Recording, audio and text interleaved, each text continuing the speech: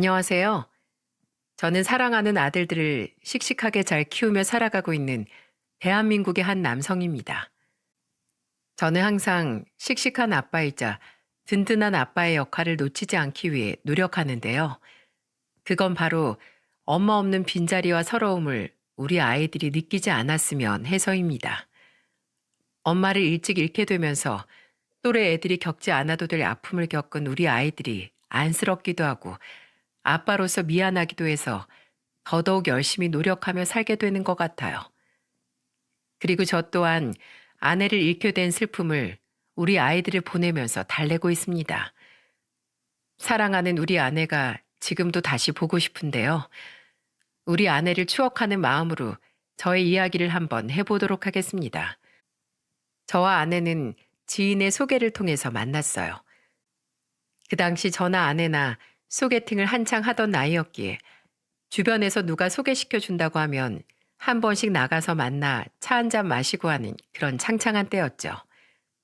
저희 역시 남들처럼 서로 소개팅에서 호감을 느끼게 되었고 그 뒤로 연락을 오가며 몇 번 만나다가 연애를 하게 된 커플이었죠. 결혼을 하기까진 그리 시간이 오래 걸리지 않았어요. 서로 결혼할 때 맞아야 하는 조건들이 잘 맞았고 저나 아내나 직업도 준수하고 성격이나 성향이 다 잘 어울렸기에 큰 어려움 없이 서로의 양가에 인사드리고 상견례까지 마치곤 결혼을 했죠. 다만 아내의 집안 사정이 좀 특별했습니다. 장모님이 일찍이 돌아가신 상황이었어요. 저를 만나기 전부터 이미 돌아가신 뒤였기에 장인어른과 아내, 처제 이렇게 셋으로 이루어져 있는 가족이었어요. 근데 요즘은 한부모 가정이 흠이 되는 시대도 아니고 저나 저희 부모님 두 분 다 그런 건 아무런 상관이 없었기에 그게 결혼에 대한 걸림돌이 되진 않았죠. 근데 아내는 아니었던 것 같습니다. 저희 아내한테는 트라우마가 하나 있었어요. 아내는 어느 날 떨리는 목소리로 다가와 자신의 이야기를 해주더라고요. 실은 나 고백할 게 하나 있는데 내 이야기 듣고 오빠 충격 받지 마. 저는 무슨 이야기길래 이렇게까지 뜸을 들이는 걸까 싶었는데 막상 아내 입에서 나오는 소리를 듣고 나니 정말로 충격을 받을 수밖에 없었어요. 알고 보니 아내 어린 시절부터 장모님과 장인어른은 부부싸움을 많이 하셨는데 그때마다 장인어른이 장모님을 많이 때리고 무시하고 했다고 하더군요. 무엇보다 장모님이 겪은 시집살이가 무척이나 심했다고 했어요. 아내 표현으로는 자신의 할머니가 자신의 엄마를 그렇게 못살게 굴고 툭하면 욕하고 또 툭하면 힘들게 해서 그 강도가 너무 센 나머지 그걸 버티지 못했던 장모님이 결국엔 아내가 초등학교 6학년이 되던 때에 스스로 삶을 끝내버렸다고 했어요. 그 이야기를 듣는데 충격을 받지 않을 수가 없었습니다. 실제로 저희 아내가 그런 아픔이 있는지도 모르게 밝고 쾌활한 사람이었고 저도 그 밝은 모습이 예뻐서 만나게 된 거였거든요. 그저 투명하고 착하기만 한 사람인 줄 알았는데 그 속에 이런 크나큰 아픔이 있는지 정말 몰랐었어요. 아내는 저한테 그 이야기를 하면서 펑펑 우는데 제 마음이 다 아팠습니다. 그리고 살아생전에 뵙지 못했지만 아내에게 이야기를 듣는 내내 얼마나 장모님이 힘드셨을까, 얼마나 외로우셨을까, 얼마나 버티기 힘들었으면 그런 선택까지 하셨을까 싶은 마음이 들어 안타깝기까지 했어요. 그러면서 아내가 보여준 장모님의 사진을 보면서 장모님이 비록 혼주석에 못 앉으시지만 한없이 인자해 보이시는 그 사진에 대고 저는 아내는 장모님과 달리 끝까지 행복하게 해주겠다고 약속까지 했었어요. 근데 이 장인이란 인간은 아내한테 그동안의 이야기를 들으면 들을수록 정말 쓸모없는 놈이라는 걸 느낄 수 있었습니다. 처음엔 설마 사람이 그랬을까 싶더군요. 근데 제가 실제로 겪어보니 알겠더라고요. 장인은 말 그대로 자신의 딸들을 한없이 못 살게 만드는 그런 인간이었어요. 정말로 망나니도 그런 망나니가 따로 없었어요. 결혼 전에 아내에게 듣기로는 툭하면 사채업자처럼 아내에게 돈을 맡겨놓은 듯 찾아와서는 돈 달라고 행패를 부려댔는데 그건 아내한테만 그러는 게 아니라 처제한테도 똑같이 했다고 하더라고요. 야, 나 지금 지갑에 돈 없으니까 지갑에 돈 좀 채워. 너네 아빠가 돈이 떨어지기 전에 좀 알아서 채우면 안 되냐? 하여간에 빠져선.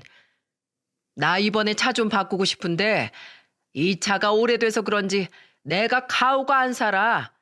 나도 이제 나이가 있는데 이제 좋은 차 좀 타야 되지 않겠냐? 그러니까 차 좀 바꿔줘봐. 장인어른은 이렇게 말을 하고는 아내를 억지로 끌고 가서 중고시장으로 가 구급차를 결제하게 하고 처제한테도 툭하면 찾아가서 돈을 뜯어냈는데 정기적으로는 80만 원씩을 매달 가지고 가고 있었다고 했어요.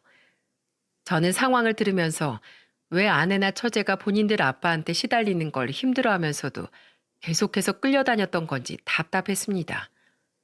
근데 아내나 처제가 그렇게 끌려다니는 데는 다 이유가 있더라고요.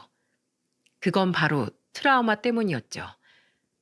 아내는 어릴 때부터 장모님이 장인어른에게 많이 시달리고 욕 듣고 많이 맞는 모습을 보면서 자랐기에 본인이 자신의 아빠의 요구를 거부하고 거절해버리면 또 자신의 엄마처럼 그렇게 맞으면 어쩌나, 고통을 당하면 어쩌나 하는 두려움이 있었어요. 그리고 그것은 처제도 마찬가지였고요. 그런 트라우마 때문에 거절을 하지 못했던 거죠. 저는 이 모든 걸 다 듣고 나니 마음이 많이 답답했습니다. 결혼하고 나서는 이 굴레를 내가 끊어주면 좋을 텐데 어떻게 해야 할까 고민하면서 첫 상견례를 가지게 되었죠. 상견례장에서 만난 장인의 모습은 정말이지 가관도 그런 가관이 없더라고요. 처음 인사를 드리러 갔을 때는 그런 모습을 보이지 않았는데 상견례장에서부터 정말 희한한 행동을 눈에 띄게 하더라고요. 저희는 상견례장을 장인이 잘 아는 지인분의 소고기집에서 했는데 그곳에서부터 눈살을 찌푸리게 되는 행동들을 하기 시작했어요. 벼랑간 지인분이 나타나자 막 오버액션을 하면서 말을 하더라고요. 여기가 내 사위 될 놈이야. 어때? 잘생겼지? 아유, 그러네. 훤칠하네. 우리 사위 능력도 좋아. 직업도 얼마나 좋다고. 어머나, 그럼 사위가 장인어른한테 용돈도 두둑이 줘야겠네. 어이 아저씨, 봉 잡았네, 봉 잡았어. 그럼 우리 사위가 얼마나 능력이 좋은데 용돈쯤이 알아서 턱턱 주겠지. 거기다가 내가 제일 사랑하는 첫째 딸 데리고 가는 건데 적어도 한 달에 100만 원씩은 줘야지.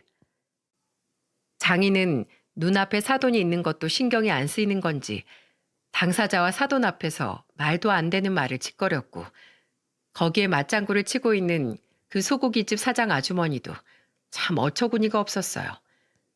그 둘이서 북치고 장구치고 하는데 정말 어이가 없더군요. 하지만 거기에서는 바로 내색할 수는 없었습니다. 우선 그 자리를 망치지 않는 것이 중요했기에 예의를 끝까지 다하려고 했어요. 자네, 우리 큰딸이 나한테 그동안 도움을 많이 줬어. 내가 큰딸 없으면 못 사는 수준이야. 그래서 사실은 내가 우리 딸을 결혼시키는 것도 많이 망설였네. 내가 옆에 끼고 살아야지만 계속 도움을 받고 살 수 있을 테니 말이야. 근데 그래도 얘도 시집은 가야 하지 않겠는가? 그래서 내가 자네한테 제안을 하나 하려고 하네. 나한테 한 달에 100만 원씩 생활비 보내주고 보험금이나 차 기름값 추가로 30만 원씩 해서 딱 130만 원씩만 나한테 보내게. 자네 능력 되니까 그 정도는 할 수 있지? 저는 이 이야기를 듣고 기가 찼습니다. 그동안 얼마나 아내한테 받아먹는 걸 당연시했으면 저한테까지 이런 뻔뻔한 이야기를 하는 것일까 싶더라고요. 하지만 저는 이미 아내에게 모든 이야기를 다 들은 상황이었기에 그 조건을 들어줄 수가 없었습니다. 그건 안 되겠습니다, 아버님. 자식들을 정말 사랑하신다고 하면 아버지로서 딸들이 시집가서 행복하게 사는 모습 보고 싶지 않으세요? 행복하게 가정을 잘 꾸려서 살면 되는 거지. 왜 돈을 요구하세요? 제가 아버님 딸 데려가는 게 아버님께 돈 드리는 거랑 무슨 상관이 있습니까? 아니, 내가 키웠으니까 그 정도 보답은 받아야 하는 거 아닌가? 아버님, 제가 이야기 들어보니까 아버님 근 10년 동안 일해 본 적이 거의 없으시다고 하는데 언제까지 그렇게 딸들한테 의지하실 건가요? 뭐야? 너 지금 감히 날 가르치려고 들어? 너 미쳤어? 너 내 딸이랑 결혼하기 싫어? 결혼이요? 결혼은 저하고 아버님이 하는 게 아니라 저하고 아내 당사자가 하는 겁니다. 그러니까 명절 때 한 번씩 보고 가끔씩 아버님 생신 때라도 얼굴 보고 싶으시면 더 이상 여기에서 추한 모습 보이지 마세요. 돈 요구 그렇게 당연하게 하지 마시라고요. 처제한테도 마찬가지입니다. 이만큼 딸들한테 뜯어내고 빌부터 먹고 살았으면 됐다고 봅니다. 아시겠어요? 그렇게 제가 당당하게 말하니 장인의 얼굴이 홍당무가 될 만큼 빨개져서는 흥분을 가라앉히지를 못했어요. 그러면서 제게 막 화를 내더라고요. 야, 나 이 결혼 못 시켜. 야, 너 결혼하지 마. 아빠 명령이니까. 너 결혼하기만 해봐. 아주 혼날 줄 알아. 저는 장인의 모습을 보면서 더더욱 기가 찼습니다. 당시 아내가 29살이었는데도 불구하고 그딴 말을 짓거리는 게 정말 어이가 없었는데 거기에서도 아내가 얼마나 겁을 먹었는지 손을 벌벌 떨더라고요. 그래서 저는 그 손을 꼭 잡아주며 말했어요. 네, 알겠습니다. 저희 결혼식 오실 필요 없으세요. 저는 이 결혼 할 거고 장인 없는 채로 살 거고 만약 결혼하고서도 아버님이 똑같이 굴면 제 와이프도 앞으로는 아빠 없이 살 각오하고서 지금 이 결혼 강행한다고 미리 저랑 약속까지 했기 때문에 앞으로는 다신 찾아뵐 일이 없을 것 같네요. 결혼식도 오지 마세요. 아시겠습니까? 뭐야? 야, 너 이놈의 자식. 너 쟤 따라가기만 해봐. 내가 가만 안 둬. 알았어? 장인어른은 협박적으로 아내에게 거의 달려들듯이 화를 내면서 말을 했지만 아내는 그 트라우마에서 벗어나려고 했고 장인을 더 이상 보고 싶어 하지 않았기에 제 손을 더 꽉 잡고는 그 식당을 나왔어요. 그리고 모든 상황을 보면서 당황해하고 있는 저희 부모님과 이 모든 상황을 울면서 지켜보고 있던 처제까지 다 데리고 나오면서 말했어요. 장인어른, 제가 이 소고기값까진 내겠습니다. 큰딸을 저에게 주시는 그 마지막 보답으로 이건 제가 살 테니까 마음껏 드시고 가십시오. 그리고 다신 저희 앞에 나타나지 마시고요. 제가 이 말을 하고 남은 가족들을 다 데리고 나가니 뒷목을 잡고 쓰러지려고 하더라고요. 그 뒤로 장인은 끝까지 연락을 하면서 결혼 날짜가 언제인지, 결혼식장은 어디인지 끊임없이 물어봤지만 저희는 알려주지 않았어요. 그 뒤로 결혼은 가족들끼리 조촐하게 하는 것으로 저희는 마무리를 지었어요. 어차피 아내 쪽도 참석할 사람이 처제밖에 없었기에 저희는 아내를 위해서라도 우리 지인들 참석을 다 포기하고 가족들끼리만 소소하게 식을 올리는 것으로 했죠. 저희 부모님께서도 가여운 우리 아내를 다 이해해주고 품어주기 위해 많이 아껴주셨습니다. 그렇게 결혼을 잘하고 그 후로는 거의 문제없이 잘 지내고 있었어요. 저희의 신혼은 보통의 신혼부부들처럼 행복했어요. 사실 우리 아내는 많이 착한 사람이라서 저랑 싸울 일도 거의 없었죠. 보통은 신혼 때 많이 싸운다는데 아내와 저는 거의 싸우질 않았어요. 게다가 저한테 있는 2명의 누나들하고도 아주 잘 지냈죠. 늘 형님 형님 하면서 아내는 우리 누나들을 잘 따랐고 누나들도 아내의 사연을 다 들었기에 친동생처럼 생각하면서 잘해줬어요. 그 덕분에 아내는 늘 결혼 생활 내내 행복하다는 말을 입에 달고 살았어요. 여보, 나 진짜 이제서야 가족이 뭔지 알아가는 것 같아. 원래 가족은 이렇게 서로를 위하는 거잖아. 이렇게 행복한 게 가족이었는데 정말 그동안 이걸 모르고 산 세월이 너무 아까워. 나 지금은 너무너무 행복해. 당신도 우리 시부모님들도 거기다 우리 형님들까지 진짜 다 너무 감사하고 소중해.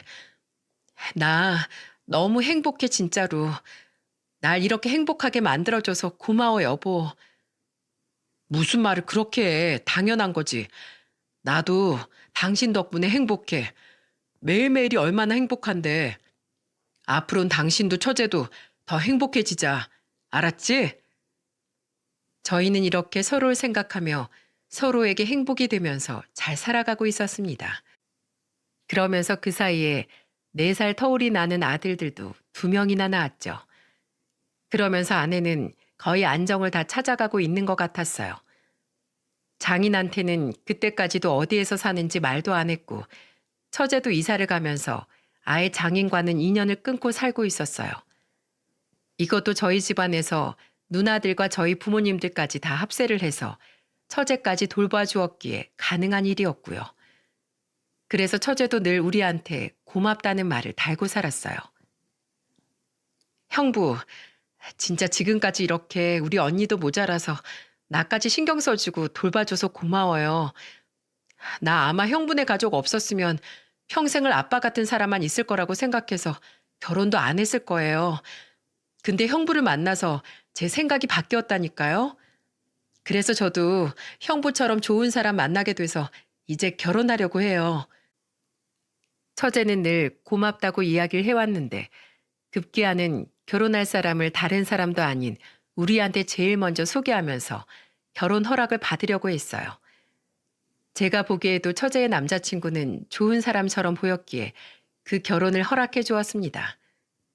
그리고 처제의 결혼식 때는 저희 부모님과 누나들, 매형들의 조카들까지 모두가 다 총출동해서 처제의 결혼식장을 채워주었어요. 특별히 저희 부모님은 혼주석에 앉아서 처제의 결혼을 더 행복하게 만들어 주었고요. 저와 제 아내가 결혼할 때는 그때 사정상 가족들끼리 조촐하고 조용하게 할 수밖에 없었기에 어쩔 수 없이 그렇게 했지만 처제만큼은 한 명이라도 더 많은 사람들에게 축가를 받으며 화려하게 결혼했으면 했기에 저는 제 지인들까지도 다 총출동시켜서 성대한 결혼식이 될 수 있도록 해주었어요. 그리고 그 결혼식을 통해서 처제의 행복을 바라는 사람들이 이렇게나 많고 처제는 충분히 행복해도 되는 사람이라는 걸 알려주고 싶었어요. 그래서 이렇게 결혼을 진행하도록 한 거였죠. 덕분에 모두가 다 행복한 결혼식이 되었어요. 그렇게 저희는 행복하고 즐거운 날을 보내고 있는데 큰애가 6살 정도 되던 해부터 조금씩 아내가 이상해지기 시작했어요. 어떤 날에는 갑자기 시름시름 앓고 또 어떤 날에는 천장을 보면서 헛소리를 하는 날들이 계속해서 이어졌습니다. 그뿐만이 아니었어요. 어떤 날은 밥을 아예 안 먹기도 하고 또 어떤 날은 미친 듯이 폭식을 하는 등 좀 알 수 없는 행동들을 하는 경우가 늘어나기 시작했죠. 특히나 헛소리를 할 때는 야, 너 왜 나타났어? 왜 또 왔어? 저리 가. 저리 가버리라고. 라는 식으로 말을 하거나 좀 소름 끼치고 이해 안 되는 헛소리를 많이 하기 시작했어요. 제가 막 흔들어서 정신 차리게 만들어도 바로 정신을 못 차리고 한참 멍 때리길 일쑤였어요. 여보, 당신 왜 그래? 왜 이렇게 헛소리를 해? 혼자서 막 중얼거리기도 하고 왜 그러는 거야? 모르겠어, 나도. 그냥 좀 내가 심신이 좀 약해졌나? 자꾸만 멍해지고 그러네. 미안해, 여보. 저는 아내가 몸도 그렇고 정신적으로도 많이 이상해져서 여기저기 병원도 데리고 갔지만 병원에서는 아무런 문제가 없다는 진단만 나올 뿐이었어요. 저도 아내도 이해할 수 없는 상황이었지만 병원에서도 별다른 대책을 내주지 못했기에 이걸 어떻게 해야 할지 모르는 채 계속 시간만 보내고 있었습니다. 그러면서 아내의 상태는 점점 더 심각해졌고 급기야 나중에는 거의 성격 파탄자처럼 막 갑자기 짜증을 내거나 화를 내는 빈도수가 늘어나기 시작했어요. 저한테는 물론이고 애들한테도 함부로 하는 행동과 말이 나오기 시작하면서 저는 뭔가 잘못되어 가고 있다는 걸 느끼게 되었죠. 집안일도 안 하고 그냥 툭하면 혼자서 중얼거리기 일수인 사람을 보면서 저는 점점 근심에 가득 차게 되었어요. 그 사이 아내와 싸우는 날은 점점 더 많아졌고 알 수 없는 행동을 하는 아내를 보면서 저도 아이들도 아내가 무서워질 때가 많아지기 시작했죠. 하지만 아내는 그런 저희의 모습을 보면서도 어느 때는 정신을 차리고 미안하다고 사과를 하면서도 또 같은 행동을 반복하는 일상이 지속되고 있었어요. 그 때문에 애들도 저도 아내도 지쳐가고 있을 무렵 갑자기 아내가 말도 없이 행적을 감추는 일이 벌어졌습니다. 저한테 일말의 말도 없이 갑자기 짐을 싸고 나간 흔적만 보이다가 연락까지 싹 끊어버리더라고요. 이게 무슨 일인가 싶어 처음엔 화가 났다가 나중엔 걱정이 되었다가 반복하면서 연락을 계속했는데 끝내 받질 않더니 결국 갑자기 떠났다가 갑자기 들어온 아내는 저에게 끝내 이혼 통보를 했습니다. 아니 여보, 도대체 갑자기 왜 이러는 거야? 말도 없이 훌쩍 어딜 갔다 오더니 내내 걱정했던 사람한테 지금 겨우 한다는 게 이혼 통보야? 어떻게 그럴 수가 있어? 우리가 이혼하면 애들은 어쩌고? 아니, 내가 이혼하고 싶은데 그럼 어떡해? 애들도 다 필요 없고 그냥 당신도 이제 다 필요 없어. 다 지겨워. 그냥 헤어져. 여보, 도대체 왜 그래? 내가 미안해. 내가 다 잘못했어. 도대체 우리가 왜 이혼을 해야 되는데? 당신 요즘 좀 정신적으로 힘든 것 때문에 그러는 거야? 그거 같이 극복하면 되지. 내가 옆에서 끝까지 도와줄게. 나 당신이랑 못 헤어져. 당신이 나한테 어떤 존재인데. 당신도 나 아직 사랑하면서 왜 그래? 아니, 나 이제 당신 안 사랑해. 이제 싫어. 다 지긋지긋하다고. 나 더 이상 잡지 마. 여기에서 한 번만 더 나 잡으면 경찰에 신고할 거야. 아내를 붙잡고 애원하는 저에게 아내는 너무나 잔인하게 이야기를 했고 결국 저희는 한 달 내내 이혼을 한 해 만에 실랑이를 벌이다가 끝내는 갈라서고 말았습니다. 사실 저는 끝까지 아내를 놓아줄 생각이 없었지만 아내의 마지막 말 하나 때문에 저는 아내를 놓아줄 수밖에 없었어요. 그건 바로 아내의 충격적인 고백 때문이었죠. 당신, 내가 진짜 이 말만큼은 안 하려고 했는데 끝까지 당신이 고집 피우니까 말할게.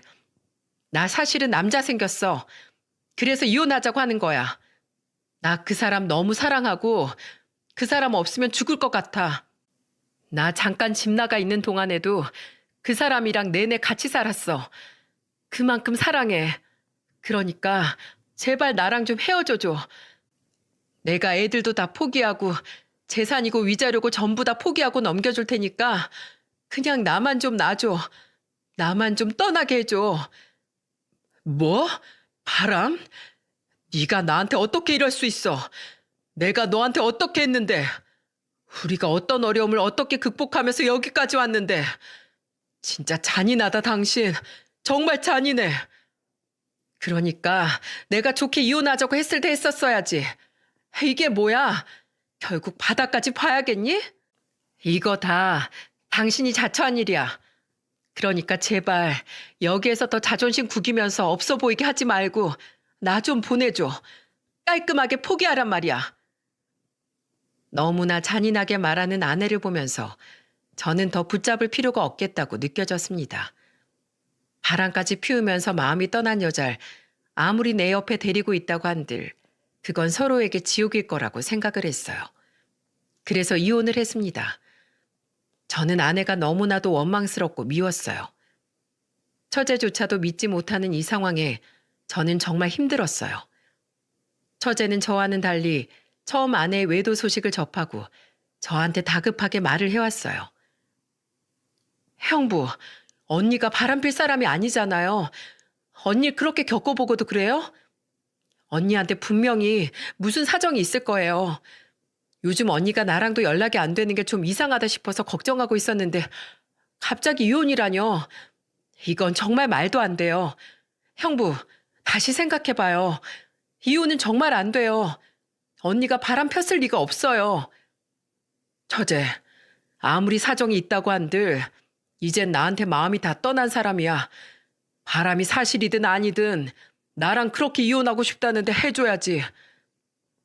저는 이혼을 말리는 처제에게 이렇게 말을 했고 처제는 끝까지 그 사정을 알아내보려 했지만 알아낼 수 없었던 것 같았어요.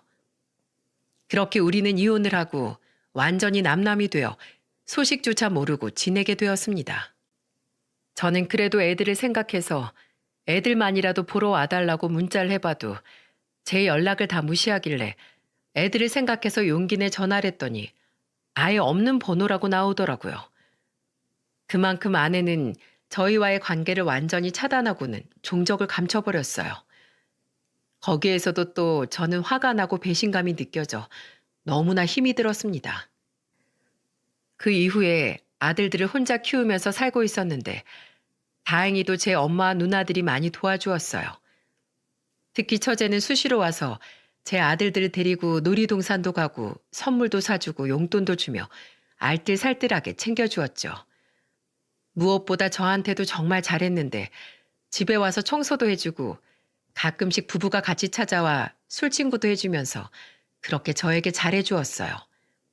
하지만 처제도 아내와 연락이 잘 닿지 않는 것 같았어요.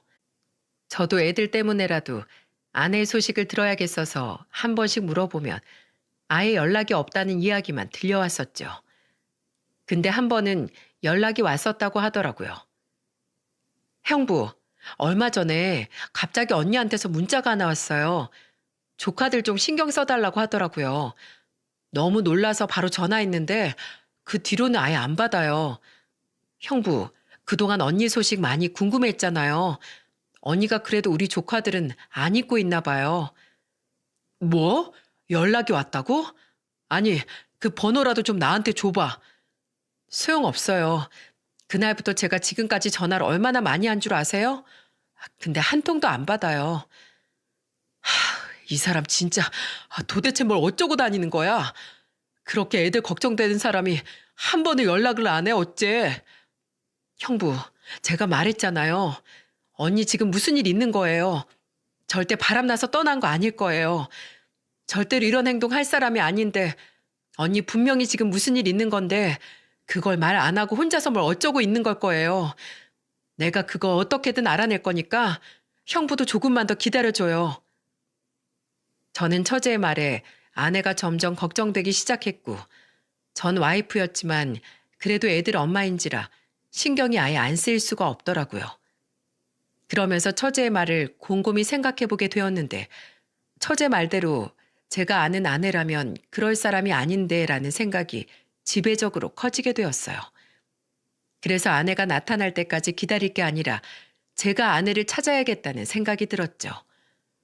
그때부터는 아내의 행적을 찾아가며 미친 듯이 수소문을 해 아내를 찾아 나서기 시작했습니다.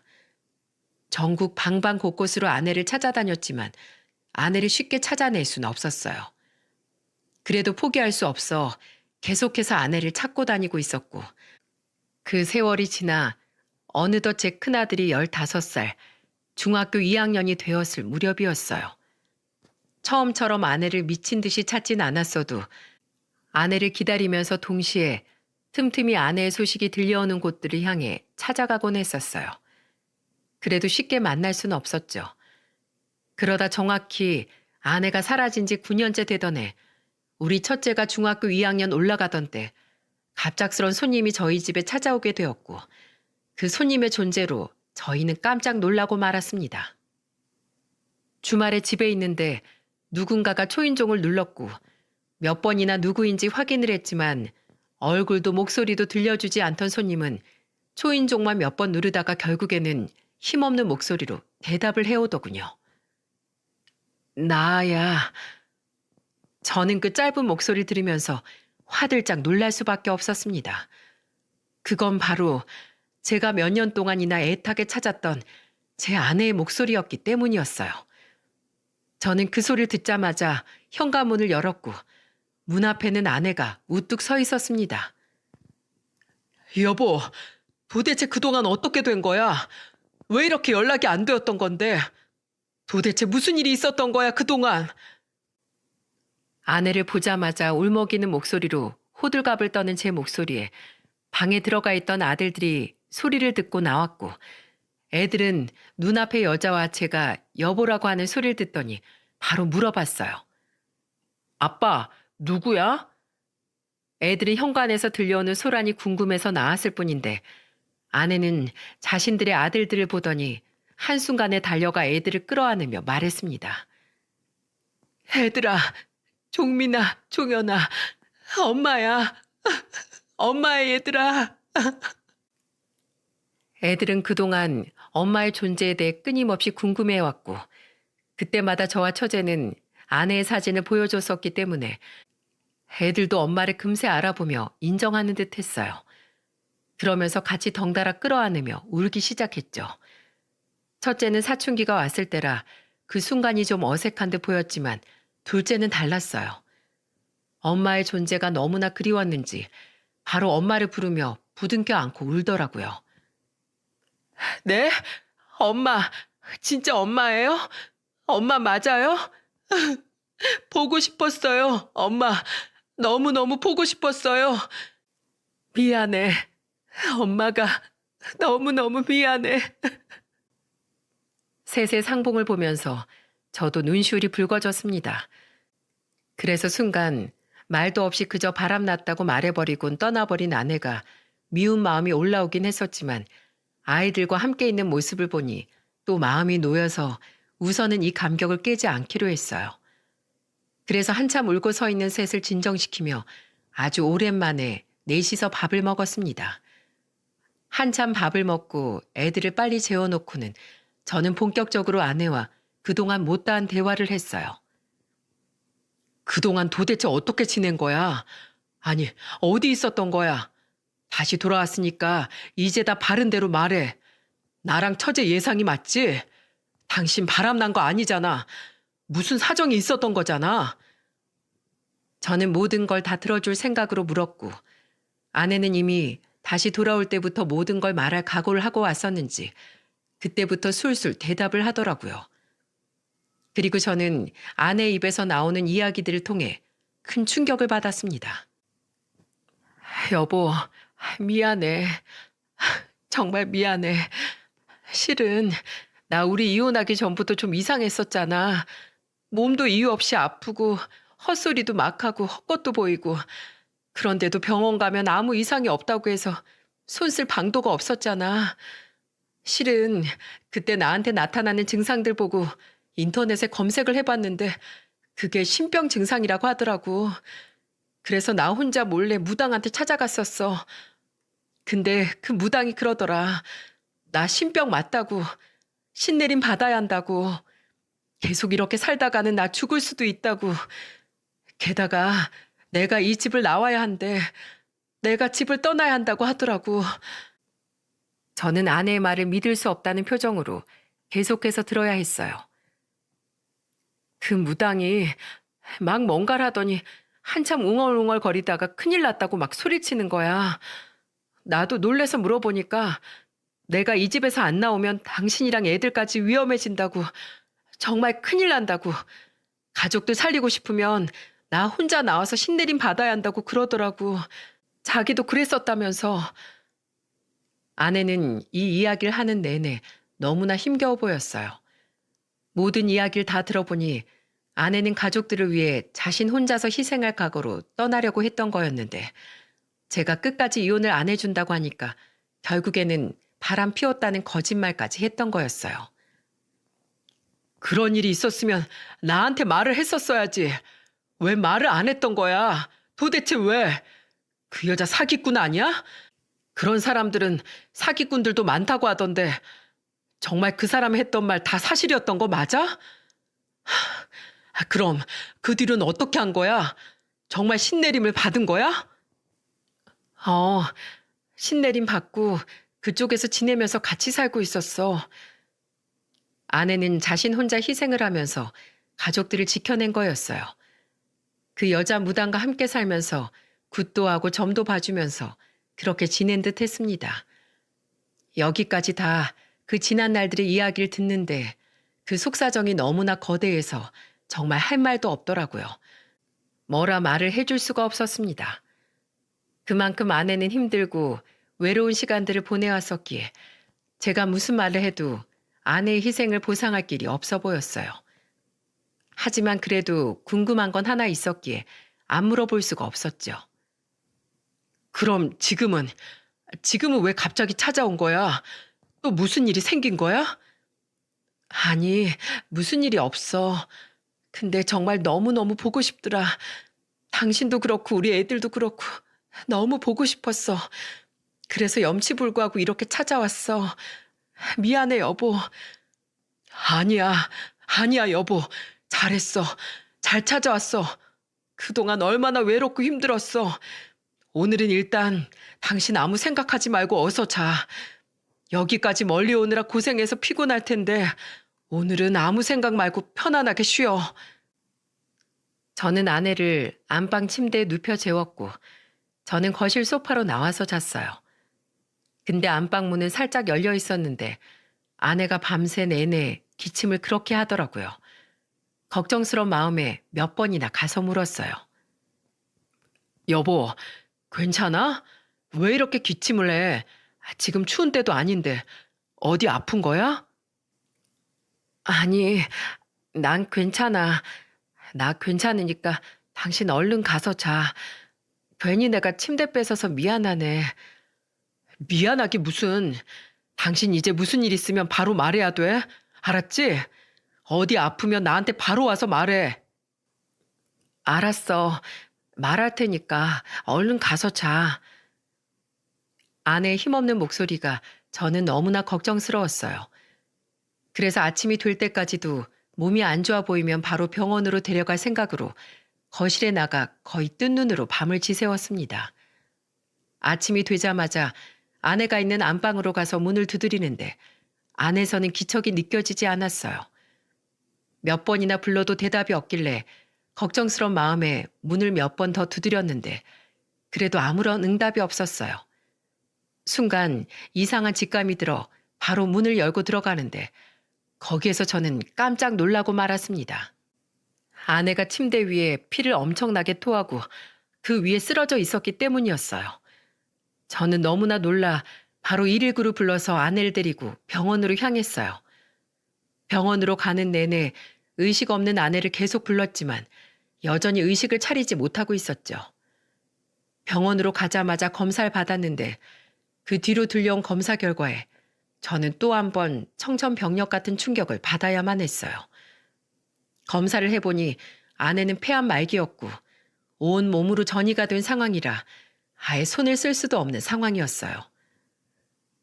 아이고, 이 지경까지 됐으면 병원에 입원을 하고 치료를 받았어야 했는데 젊은 양반이 치료를 아예 포기해버렸던 것 같네요. 지금으로선 뭐 치료할 방법이 없습니다.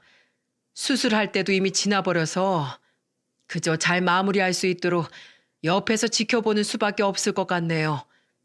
아마도 며칠 못 버틸 것 같으니 마음의 준비하고 계셔야 할 것 같습니다. 저는 의사의 말을 듣고는 정말 망연자실을 느낄 수밖에 없었어요. 그 이후로는 계속해서 흐르는 눈물을 닦아내며 아내의 의식이 돌아오기만을 기다리고 있었습니다. 한참 뒤에 아내는 힘겹게 눈을 떴고 저는 그 즉시 달려가 아내에게 말했어요. 여보, 도대체 무슨 일이야? 폐암 말기라니. 당신 알고 있었어? 다 알고서 찾아온 거야? 나 다 알고 있었어. 실은 얼마 못 산다는 거 알고 나 마지막으로 당신이랑 애들이 너무 보고 싶었어. 그래서 용기 내서 다시 찾아간 거야. 미리 당신한테 말 못해서 미안해. 당신하고 애들한테 상처 줘서 정말로 너무너무 미안해. 왜 이제 왔어? 진작 왔었어야지. 왜 당신 혼자 그 힘든 아픔을 다 감당한 거야? 왜? 좀 일찍 오지 그랬어. 그런 방법이 있을 수도 있었잖아. 미안해. 늦어서 미안해. 내가 어리석어서 그래. 내가 밀어내서 그랬어. 실은 당신한테 아직 말 다 못한 게 있는데 내가 나올 수 없었던 건 그 여자 무당이 계속해서 날 세뇌를 시켰어. 아마도 신내림을 받기 이전에 찾아간 때부터 시작됐던 것 같아. 신내림 받은 이후로는 날 아예 가둬놓고는 밖으로 나오지도 못하게 했었어. 그러다가 내가 암에 걸린 거 알고 나서는 그대로 날 버리더라고.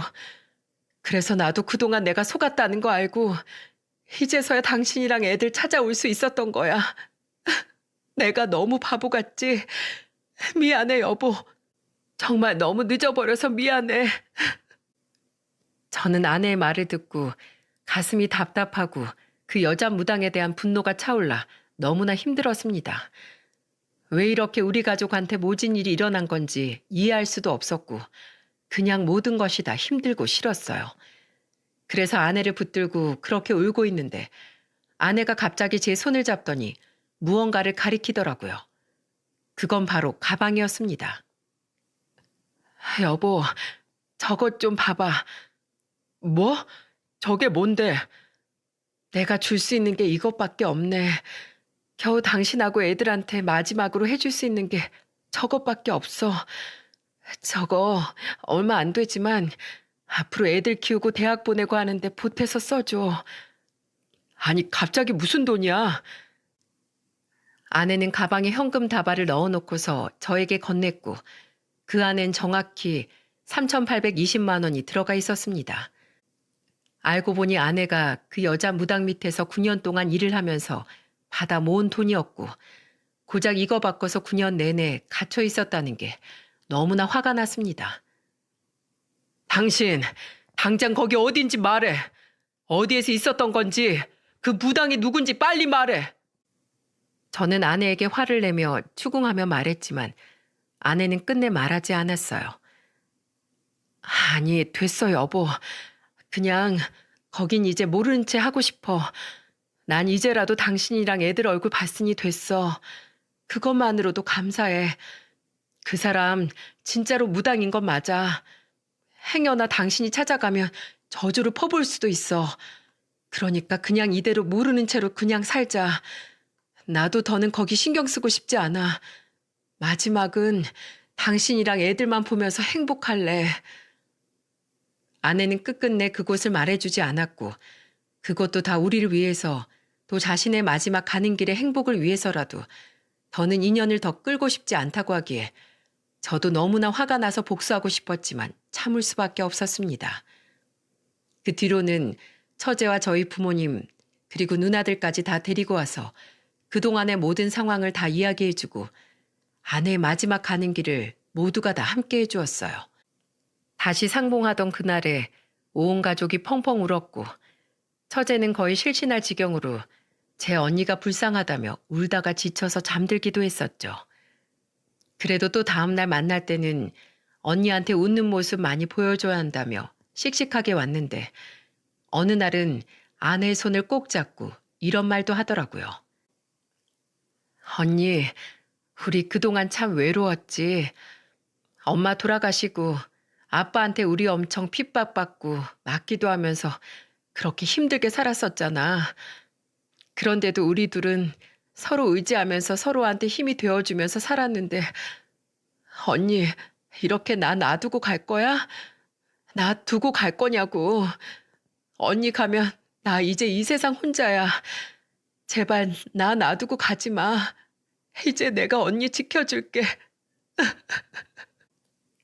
이 소리를 옆에서 듣는데 저는 가슴이 미어지는 것 같았습니다. 아내도 마음이 많이 아팠는지 힘이 없어 대답은 못해도 눈물을 많이 흘리더라고요. 왜 우리 아내처럼 가엾고 착한 사람에게 이런 일이 일어나는지, 왜 우리 가족한테 이런 시련이 찾아왔는지 저는 이해할 수 없었습니다. 정말이지 너무나 가슴이 아팠어요. 하지만 아내에게는 끝까지 행복한 기억을 주기 위해 온 식구들이 다 웃으며 아내를 대했고 그렇게 아내는 모든 가족들의 품 안에서 하루하루 위로받고 행복하게 지내다가 5일째 되던 날 숨을 거두고 말았습니다. 아내의 생명이 떠났을 때는 모두가 다 오열을 했어요. 언니, 이렇게 죽는 게 어딨어. 이렇게 그냥 가버리는 게 어디 있냐고. 난 어떡해. 이제 언니 없이 아무 가족 없이 난 어떡하냐고. 여보, 미안해. 당신이 그렇게 나한테 이혼하자고 했어도 내가 끝까지 버텼어야 했는데, 당신을 믿어줬어야 했는데, 내가 못나서 미안해. 제발 가지마, 여보. 우리랑 더 행복하게 살아줘. 여보. 처제와 저는 오열을 했고 저희 부모님과 누나들도 옆에서 많이 울었어요. 우리 아이들도 많이 슬퍼했고요. 첫째는 죽는다는 게 어떤 건지 아는 나이였기에 옆에서 같이 울고 있었고, 둘째는 이미 힘이 없어진 엄마의 모습을 보고도 뭔지 몰랐지만 어른들이 우는 걸 보면서 엉엉 따라 울더라고요. 그 모습도 참 가슴이 아팠습니다. 아내가 죽고 나서 저는 아내가 건네준 가방을 그제서야 들여다볼 수 있었는데 그 안에는 아내가 남긴 편지도 하나 있었어요. 저는 그 편지를 읽고는 한참을 끌어안고 울었습니다. 종민아, 종현아, 그리고 여보, 나야, 그리고 엄마야, 애들아, 이 못난 엄마를, 아내를 용서해줘. 비록 내가 우리 가족들한테 너무나 아픈 기억을 심어주어서 얼마나 미안한지 몰라. 그래도 이렇게 마지막에 얼굴을 볼 수 있게 돼서 난 정말 감사해. 그리고 이런 못난 날 다시 받아줘서 고마워. 내가 당신이랑 결혼했을 때 내가 얼마나 행복했는지 모르지? 당신은 그때도 지금도 나한텐 영웅이자 흑기사이자 최고의 백마탄 왕자님이야. 나를 행복하게 해줘서, 날 사랑해줘서, 날 아껴줘서 정말 고마워, 여보. 그리고 우리 똥강아지들, 내 영원한 사랑, 우리 종민이, 종현이, 너희들이 태어났을 때 엄마는 세상 누구보다도 행복했어. 그리고 지금도 너희가 있어서 너무 행복해. 엄마가 비록 오랜 시간 너희들 곁에 없었고 또 앞으로도 없을 테지만 그래도 엄마가 너희를 얼마나 사랑하는지 알아줬으면 좋겠어. 너흰 영원한 내 사랑이고 영원한 내 아들들이야. 너희가 있기에 엄만 살 수 있었어. 그 힘든 시간도 다 버텨낼 수 있었어. 그러니까 우리 사랑하는 아들들 앞으로도 잘 커줘. 멋있게 자라줘. 엄마는 하늘에서 지켜보고 있을게. 너무너무 사랑해. 우리 종민이, 종현이. 그리고 여보, 고맙고 정말 많이 사랑해. 많이 그리웠고 또 보고 싶을 거야. 아내는 이렇게 편지를 남겼어요. 이 편지를 보는 내내 눈물이 나서 바로바로 읽을 수조차 없었습니다. 그냥 너무나 싱그러웠고 예뻤던 아내가 보고 싶어 미칠 것 같았어요. 정말 그리웠습니다. 그래서 그 편지를 껴안고는 몇 시간을 울었는지 모릅니다. 그게 벌써 1년 전의 이야기네요. 지금은 아내가 죽은 지 1년이 되었고 3일 뒤면 첫 기일이 되네요. 그 1년의 시간 동안 어떻게 지냈는지 모르겠어요. 아내가 남겨준 편지는 저의 지갑 속에 꼭꼭 접어서 간직하고 있습니다. 이렇게라도 아내와 함께 한다고 생각하고 있어요. 그리고 허튼 생각이 들지 못하게 마음을 다잡기 위해서 꼭 그 편지를 가지고 다니고 있어요. 또 아내가 죽기 전 가족 사진을 남기기 위해 병실에서 찍은 사진이 있는데 그것까지 지갑에 넣어 다니고 있습니다. 그때 다행히 아내는 많이 힘들어하면서도 사진 찍을 때만큼은 활짝 웃어서 얼마나 예쁘게 잘 나왔는지 몰라요. 그래서 그건 아이들과도 함께 보기 위해 거실에 큰 액자로 만들어 걸어 놓았답니다. 아이들은 다행히 엄마 없는 삶에 또 잘 적응해서 잘 지내고 있어요. 학교도 씩씩하게 다니고 있고 이모와 고모들과도 자주 놀러도 다니면서 외롭지 않게 잘 크고 있어요. 처제는 명절 때마다 저희 집으로 와서 명절도 함께 보내고 있고요. 이제는 완전히 저희 친가족들이나 마찬가지라 저희 부모님도 누나들도 처제를 당연하게 생각하고 가족으로서 잘 지내고 있는 중이랍니다. 아직은 다들 아내를 많이 그리워하지만 그래도 잘 이겨내고 있어요. 앞으로도 잘 이겨내서 또 우리의 인생을 잘 살아가야겠죠. 여러분, 제가 이 아픈 사연을 쓴 이유는 부디 여러분들은 소중한 가족들과 함께 서로를 믿어주며 끝까지 행복해 하셨으면 하는 마음 때문이에요. 앞으로 여러분들의 행복을 응원하며 제 사연을 마치겠습니다. 끝까지 함께 해주셔서 감사합니다.